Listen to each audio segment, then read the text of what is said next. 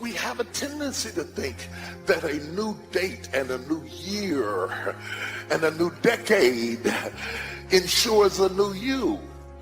But the reality is, it is not the ticking of a clock that brings about the transformative power. It is not as though God waited on a particular day and said, if you make it past this date to a new calendar date, I swear I'm going to bless you. No, it's not that simple. The truth of the matter is, change does not come easy. Change does not come easy. Now, this is going to be tough to hear because it is antithetical to what you are used to hearing. You're used to hearing spin around 3 times and God's going to break it. 5 ways to have a great marriage and 3 ways to start your life over, and eat this and you'll drop 100 pounds, and take this pill and you'll be back able to get into the dress you wore to the prom. But the truth of the matter is, a day of not eating at Wendy's doesn't constitute a diet, and you're not going to be transformed easily or quickly. It's very hard, and you have to challenge yourself to discipline your mind, to just focus on what are the most important things that you need to do right now in the midst of it. Number 1, to fortify yourself mentally and emotionally, to develop a level of mental resilience, because there's so many unexpected things every day. And when you can't see the light at the end of the tunnel, many people are having mental breakdowns. Domestic violence has increased 40%. Suicide rate is up. And so it shows a state of mind that many people are facing as a result of the coronavirus. So focusing one's mind. We can't control the thoughts that come in our minds, but we can control the thoughts that we dwell on. Those who study trends in corporate America suggest that in order to change, not the building, you can change the building quickly, not the name. You can change the name legally and quite proficiently, but to change the culture of an organization is quite difficult. The invisible aesthetics and accoutrements that go along with an entity is difficult to change. Most experts suggest that 1 to 3 years at a minimum to change the culture of an organization. You can change the wallpaper. Changing the culture of a marriage is not easy. I have been doing marital counseling for 43 years, and let me tell you something. By the time you see most couples, the culture of the marriage is so baked in that nobody will listen at anybody because everybody on both sides think they are right. And yet they come for change and they walk away without change, because change doesn't come because you come to my office. Change doesn't come because you took a diet pill. Change doesn't come because you lifted up a barbell for a week. Change doesn't come because you hired a new CEO. Change doesn't come because you changed the name of the entity. Change doesn't come because you dyed your gray hair blonde. Change doesn't come because you shaved your head off and put on an earring. Real substantive change that changes you at the core is difficult to attain. If nothing ever prevented you from being the best version of yourself, nobody told you you were limited, you had never failed at anything, and you know you wouldn't fail going forward, what would you dream? How big would your dreams be? I know a couple things about New Year's Day, and I know a couple things about the New Year. One is, it's going to go real fast. Number 2 is, it's a new chance, a new beginning. So I would encourage you today to set aside a few minutes, look at your life, make a couple of New Year's promises and resolutions to yourself, ones that have high ideals, ones that will make you better, and start this new beginning, this fresh start today on the right foot. Gratitude in advance is the most powerful and creative force in the universe. As you move into the new year, you pick one word to focus on, with your family, with business, as you navigate throughout life. And my one word moving into 2021 is gratitude, right? Like the quote reads, be grateful for all things because all things have contributed to your advancement. Therefore, all things should be included in your gratitude, right? Wins and losses, opposition, adversity, challenges, right? Stages and phases, right? Lessons and blessings. And for most of us, 2020 It was a year of pain. It was a year of people look back on it like, man, I can't find nothing to be grateful for. But the ability to learn is a gift, even when pain is our teacher, right? And as we move into 2021, I think the thing that we must always be cognizant of is painful endings always lead to new beginnings. Don't allow the pull to pull you down. And where you just give up and let go and give up on your dream and your hope and your position and your posture and all of the things that God has done into your life, and you fall into the abyss of your base nature and let it just drive you further and further down. Who knows how far down gravity will pull you if Earth were not in the way? How far down is down? We don't know. All we know is that there is a law that by nature pulls us down. We have to fight to think up, to live up, to pray up, to walk up, to do the right thing, to forgive people, to be balanced, to discipline ourselves. It's an ongoing battle. But the battle is a blessing. But I want you to understand, I want to encourage somebody that's in the fight right now, that the fact that you're in the fight is a sign that you've been changed because you didn't used to fight it. I've been thinking about gratitude lately and why it's such an important and powerful state of awareness. When you have gratitude, you are holding on to a particular sort of awareness. It's a powerful and transformative awareness. And what's more is that you don't have to do anything to get it. You don't have to buy it or work for it. You just have to live it. I like something John F. Kennedy said once about gratitude. He said, as we express our gratitude, we must never forget that the highest appreciation is not to utter the words, but to live by them.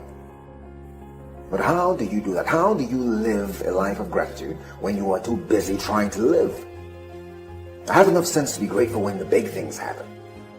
When the growth they found and took 6 days to test wasn't cancer after all. I have enough sense to be grateful when my bonus was a lot more than I thought it would be. The big things make us pause and reflect. Then we say, whew, thank goodness. But you forget about the small things. You forget how to live in gratitude for the small things. You forget about your warm house. Or if your house isn't warm, you forget about the fact that you have a roof over your head. And if you don't have a roof over your head, you forget about the fact that your heart is still beating. Forget about the people who make you laugh and who make you feel validated or loved. Hearing myself say that these aren't really small things. They are things you take for granted so they become small and you stop noticing them. Some of us have lulled our desire to change to sleep, and we are satisfied just to be stabilized. And when you are around people who see success merely as stability, it is quite frustrating because they resist the propensity to change, and they will fight you off if you try to change because they think survival is success. But the reality is, I'm the kind of person I don't want to soak up sunshine, drink water, and breathe air and stay the same way I was at 40 that I was at 20. I want to learn something. I want to grow somewhere. I want to increase in some area of my life. I want to be able to have quantifiable results that are proof to the fact that all the hell that I went through gave me a dividend of some sort, that it accrued some interest, that it meant something. The things that I suffered, that they propelled me somewhere, that they catapulted me to the next level. Maybe it's just me. Maybe it's just me. Maybe it's the fact that I'm 62 and time becomes more important when you have less of it. I resist people who waste my time. Yes, I resist you. I resist you. I resist you. I make war with you. I come against you. I would rather you waste my money than waste my time. I can get some more money, but I can't get some more time. Do not waste my time. But again, how do you live a life of gratitude? Maybe the question isn't how, but why. Why live a life of gratitude? I think the answer has to do with selfishness. See, I don't mean selfish with a small s. That's when you care about yourself at the expense of everyone else. No, I mean selfish with a big S. That's when you care about yourself so deeply that your care extends to everyone else.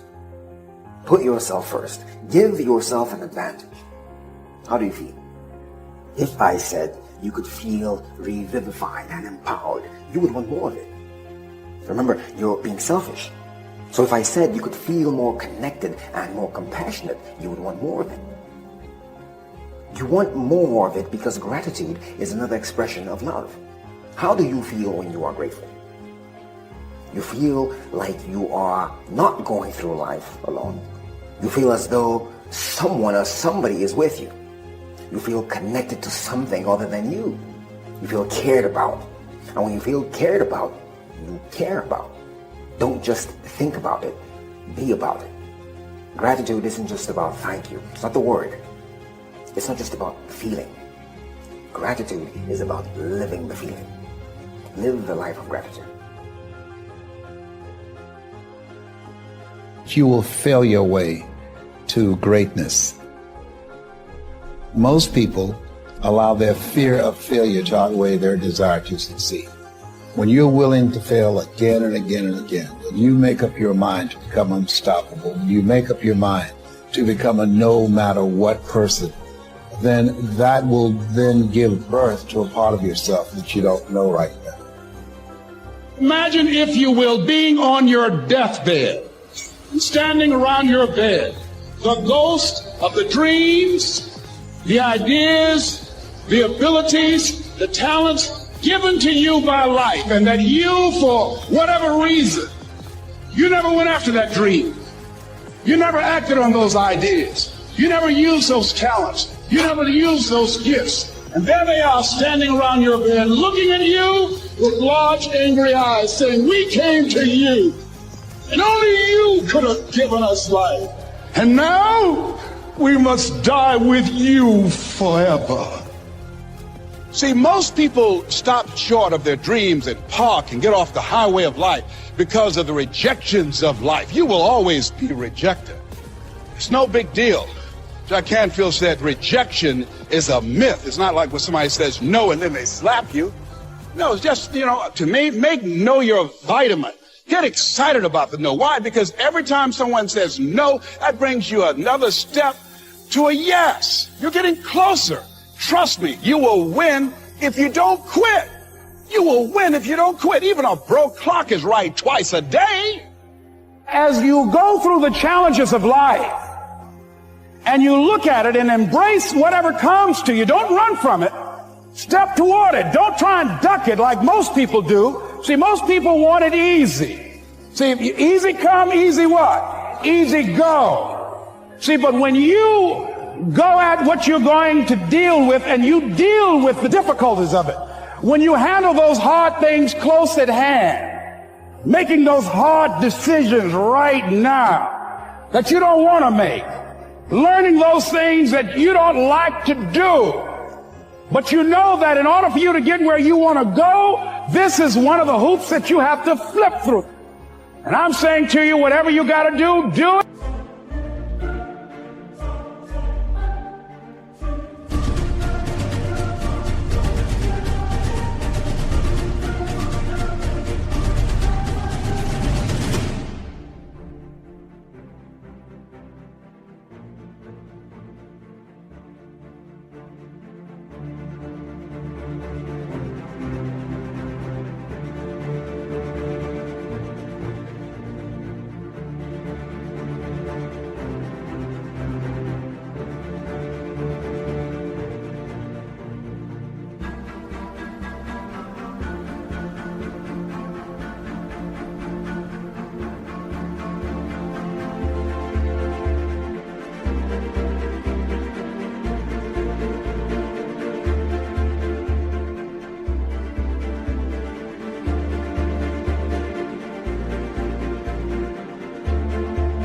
Because if you don't, life is going to whoop you until you surrender. You have something that you brought to the universe. And that if you decide that my life deserves my developing this what I do well, and becoming the best at it and mastering myself and seeing what I have within me, if you decide to drop your buckets where you are and develop your gifts, I grant you, you'll never ever be without. I grant you that your gifts will take you places that will literally amaze you. I grant you that if you begin to work to develop your gifts, you'll develop a strong sense of happiness. You'll get a larger vision of yourself, because part of beginning to get a larger vision of yourself, all of us need some area of our lives where we can have a feeling of competence. That people know when they think about this area, that's something you do. That you eat and sleep at. And that you do that. You do that. Changing is not easy, but changing your life, changing habits, reinventing yourself, picking yourself up after life has knocked you flat on your back. I've got to say, when life knocked you down, try land on your back, because if you can look up, you can get up. Well, that sounds cute, but that's not easy. When I was diagnosed with prostate cancer 17 years ago, that first time that happened, I said, hey, I can.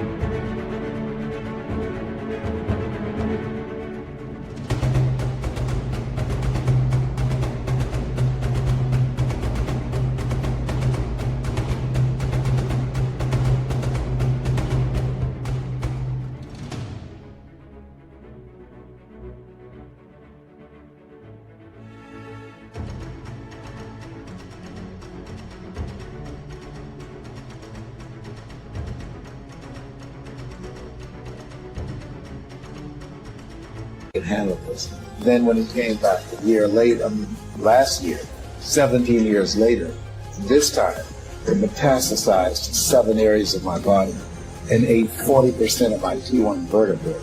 Now the stakes are higher.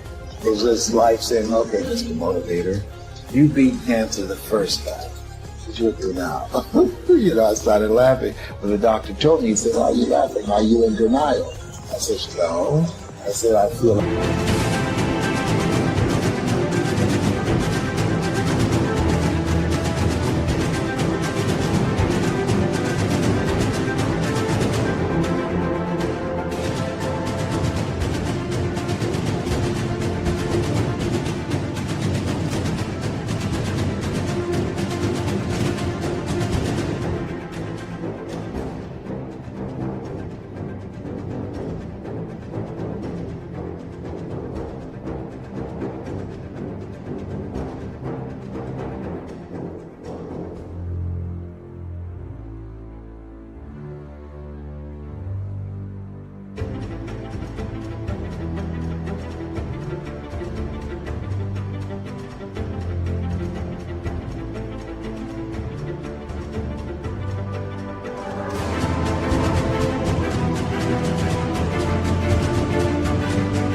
Mother Teresa. He said, what do you mean? She said, Lord, I know you know how much I can bear.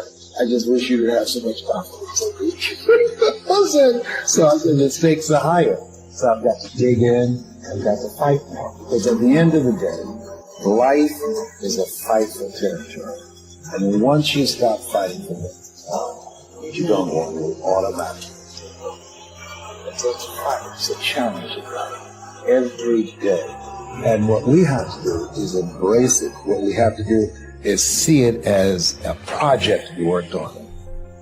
In life, you will always be faced with a series of God-ordained opportunities, brilliantly disguised as problems and challenges. And so I see even cancer as a gift, as a God-ordained opportunity. If you died today, what dreams?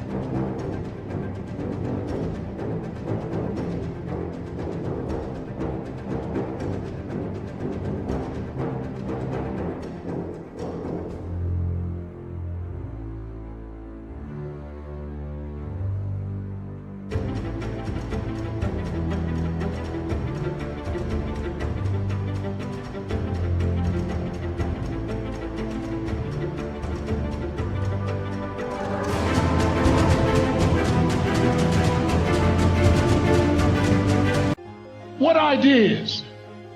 What talents,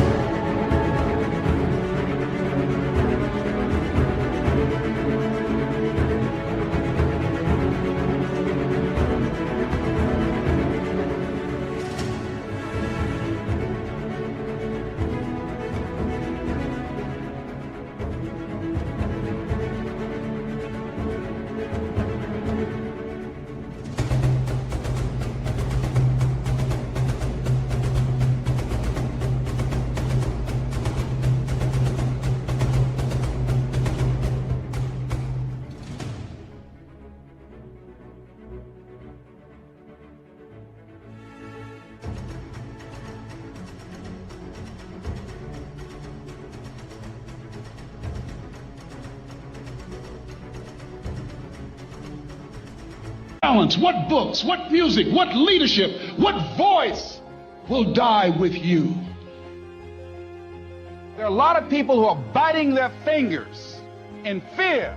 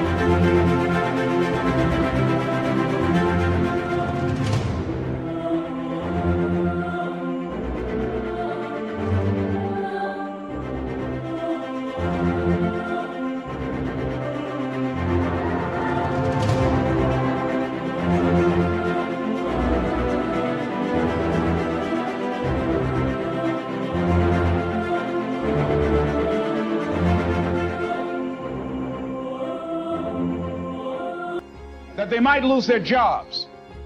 But there are few people who have decided within themselves, I'm going to make it.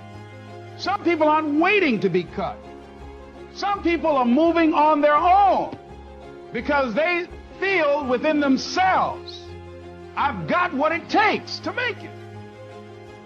They're not afraid about tomorrow because of how they see themselves, because of what they feel that they deserve, because of what they feel that they can create for themselves. Because these people have decided, as they look at the future, as they look at themselves, there's a way. Where there's a will, there's a way for me to begin to create a way out of no way. And when you have that kind of consciousness, when you have that kind of spirit, nothing can stop you. Nothing.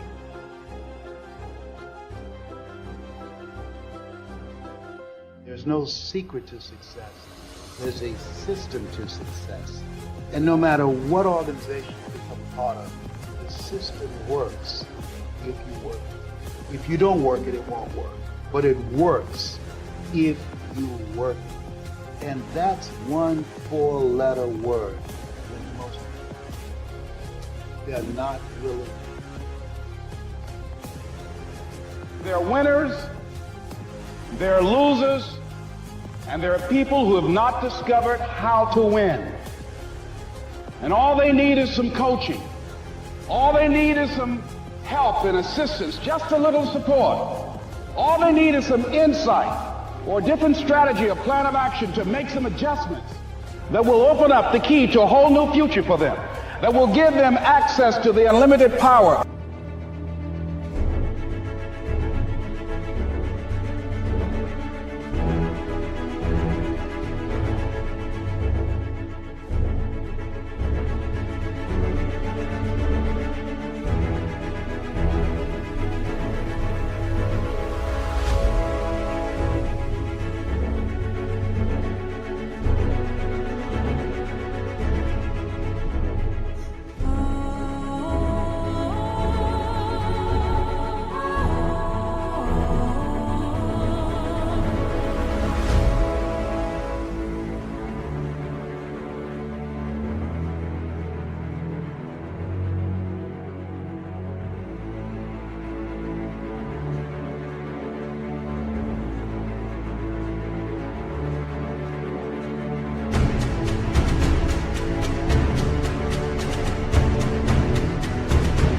that they have within themselves. That's all that they need. So what I want you to do is think about something you want for you, that's real for you, that's important for you, that will give your life some special meaning and power. And I don't even want you to say, I can do that. I don't want you to assume that. See, 5 years ago when I started out in this area, I would not have been able to make the mental leap that I would be up to where I am right now. I don't want you to begin to just psych yourself out. No.